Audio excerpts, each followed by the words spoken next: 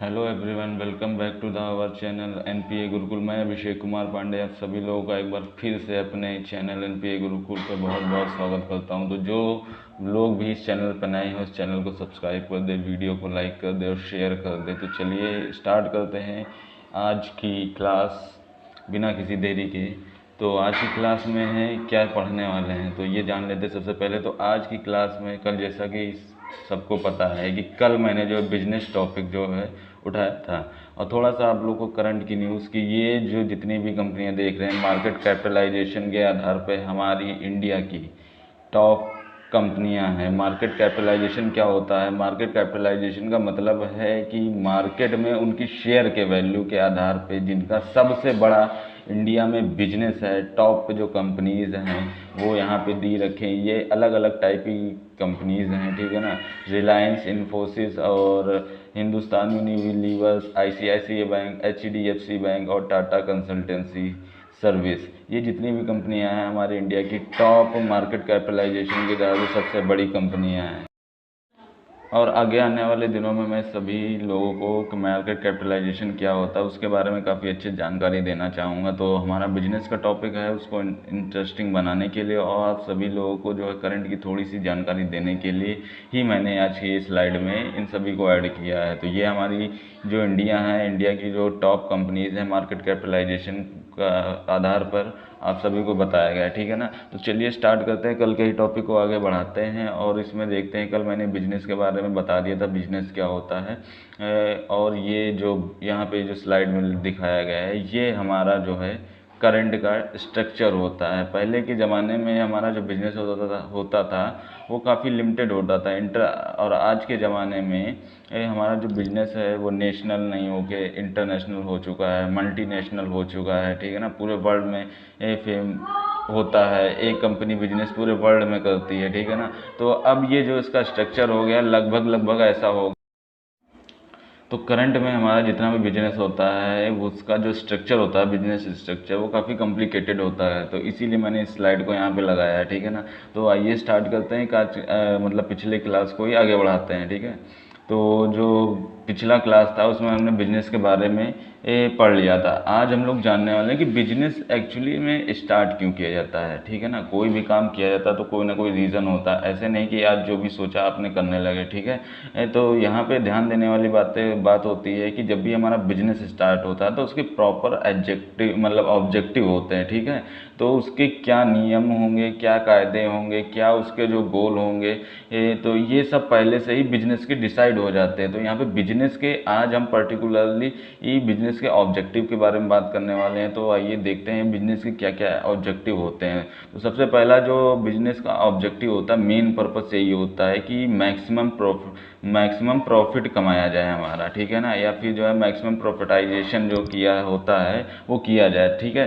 तो यहाँ मैक्सिमम की बात की गई। मैक्सिमम का कहने का मतलब क्या है कि आप अपने बिजनेस में जो भी कर रहे हो, आपका बिजनेस जिस भी तरीके का हो, ठीक है ना।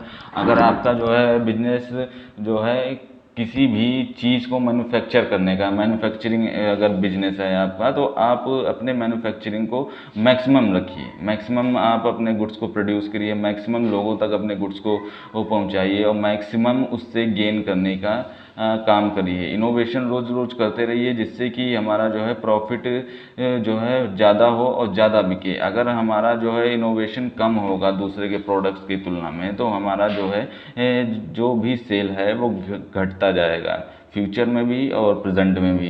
तो हमें ये ध्यान देना होगा कि जो जो भी प्रॉफिट है हमारा वो हमेशा मैक्सिमम रहना चाहिए, चाहे साम दाम दंड भेद कुछ भी करके।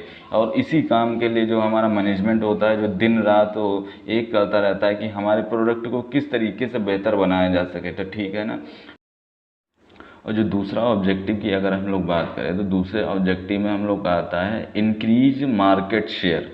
अब सबसे पहले ये जान लेते हैं कि इंक्रीज मार्केट शेयर होता क्या है या फिर सेल मैक्सिमाइजेशन। ये दो चीज़ें होती, दोनों सेम चीज़ें होती हैं। तो इसका कहने का मतलब है कि मान लीजिए ये हमारा जो है एक जो है पिज़्ज़ा टाइप में हमारा जो है मार्केट है, ठीक है ना, गोल है।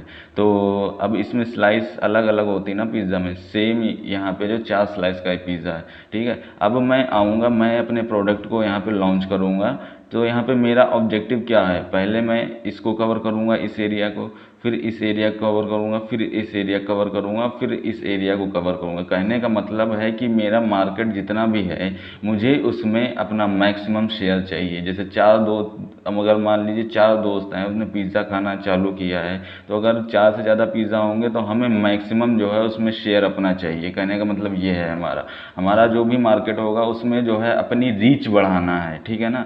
जैसे बाहर से जब कंपनियां आती हैं इंडिया में, तो उनका क्या मेन ऑब्जेक्टिव रहता है कि इंडिया में जितनी भी कंपनियां हैं उनसे बेहतर अपना प्रोडक्ट लॉन्च किया जाए, ठीक है ना। जब उनका प्रोडक्ट बढ़िया होगा तो ज़्यादा से ज़्यादा लोगों तक पहुंचेगा।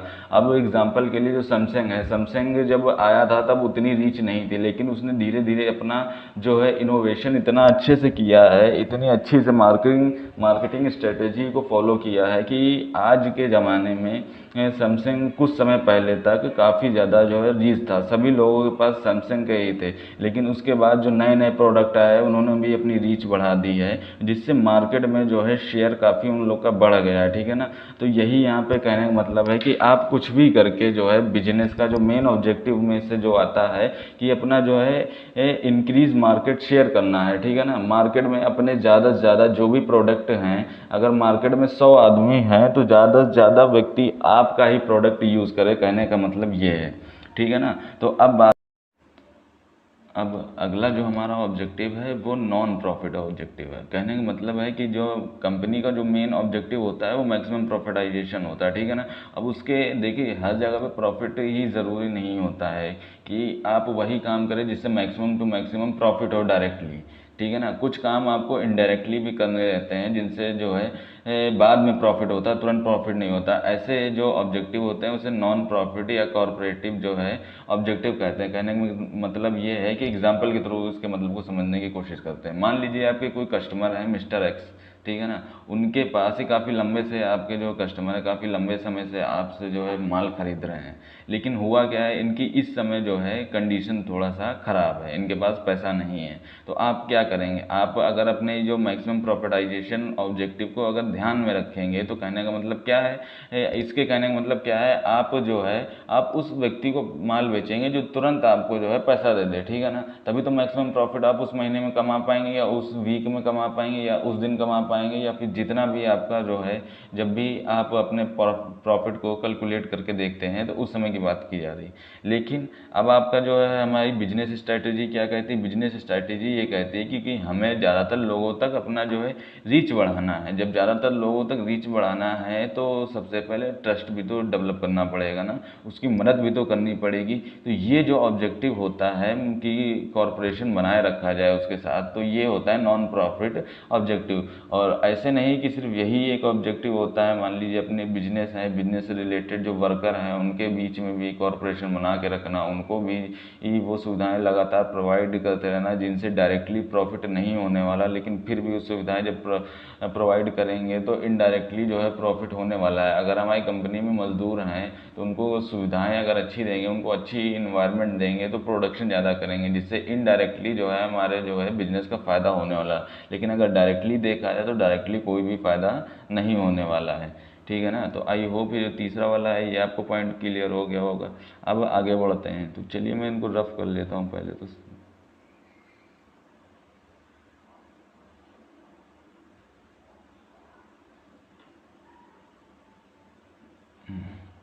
तो अब अगला जो ऑब्जेक्टिव हमारे सामने है वो है सोशल एंड एनवायरमेंटल कंसर्न।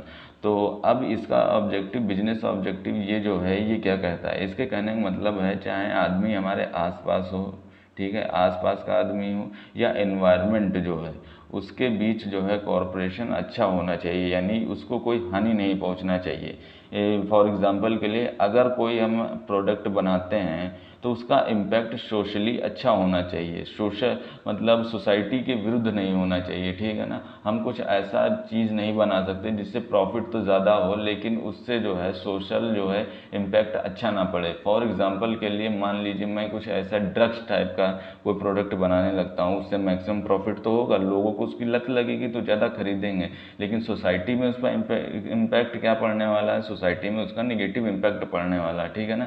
तो हमें ये भी देखना है कि ये जो सोसाइटी होती है वो हमसे क्या एक्सेप्ट कर रही होती है, हमसे जो उम्मीदें होती हैं हमें वो पूरी करनी होती हैं। तो यहाँ पे जो ये ऑब्जेक्टिव है, आपको सोशली जो है उन उम्मीदों पे खरा उतरना होता है, ठीक है ना। तो आप ऐसा नहीं कर सकते हैं, कोई भी काम ऐसा नहीं कर सकते हैं जो और सोसाइटी के विरुद्ध हो। तो ये भी ऑब्जेक्टिव होता है कि उन सोसाइटी की भावनाओं को ठेस ना पहुंचाई जाए, ठीक है ना। तो ये भी यहाँ पर एक ऑब्जेक्टिव होता है। दूसरा है इन्वायरमेंटल कंसर्न। इन्वायरमेंटल कंसर्न का यहाँ पे कहने का मतलब क्या है कि जो भी हमारे आसपास इन्वायरमेंट है, ठीक है ना, जैसे पेड़ पौधे हो गए या फिर जानवर पक्षी हो गए, तो कुछ ऐसा नहीं करना है जिससे उनको मैक्सिमम नुकसान हो।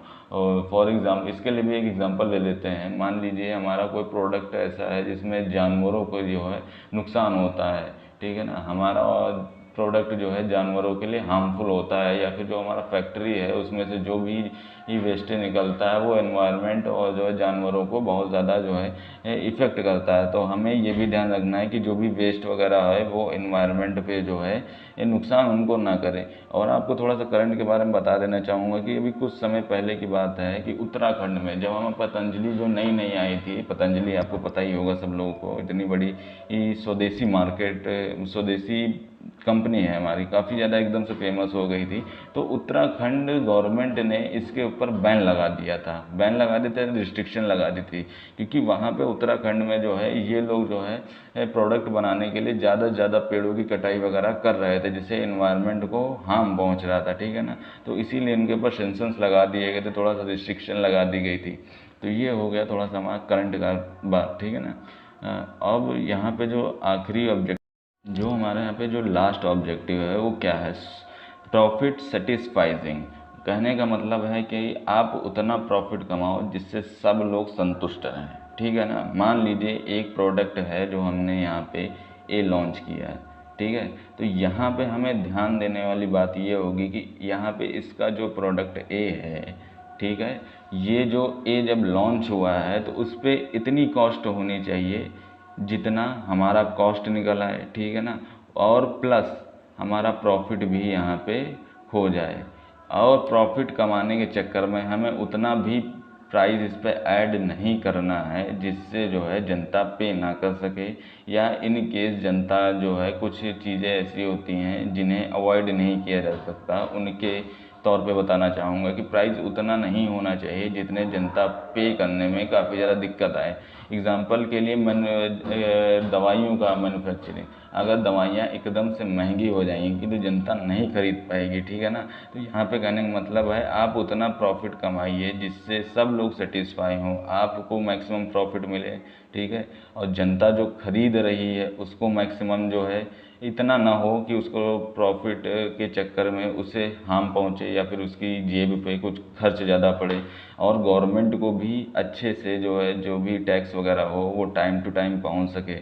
तो आई होप बिजनेस के ऑब्जेक्टिव क्या हैं आप सभी लोग को समझ में आ गए होंगे, ठीक है ना। तो आज की क्लास यहीं पे समाप्त करते हैं। Thank you.